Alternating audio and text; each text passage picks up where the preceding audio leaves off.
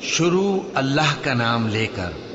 جو بڑا مہربان نہایت رحم والا ہے۔ سورج کی قسم اور اس کی دھوپ کی، اور چاند کی جب وہ اس کے پیچھے چلے، اور دن کی جب وہ اسے روشن کر دے، اور رات کی جب وہ اسے چھپا لے،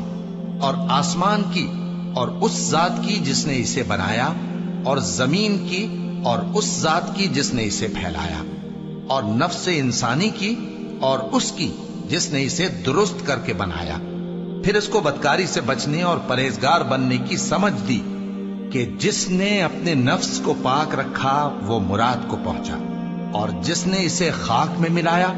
وہ نامراد رہا۔ قوم سمود نے اپنی سرکشی کے سبب پیغمبر کو جھٹلایا۔ جب ان میں سے ایک نہایت بدبخت اٹھا تو اللہ کے پیغمبر صالح نے ان سے کہا کہ اللہ کی اونٹنی اور اس کے پانی پینے کی باری سے خبردار رہو، مگر انہوں نے پیغمبر کو جھٹلایا۔ پھر اونٹنی کو مار ڈالا تو ان کے رب نے ان کے گناہ کے سبب ان کو نیست و نابود کر دیا، پھر سب کو برابر کر دیا، اور اللہ کو ان کے بدلہ لینے کا کچھ بھی ڈر نہیں۔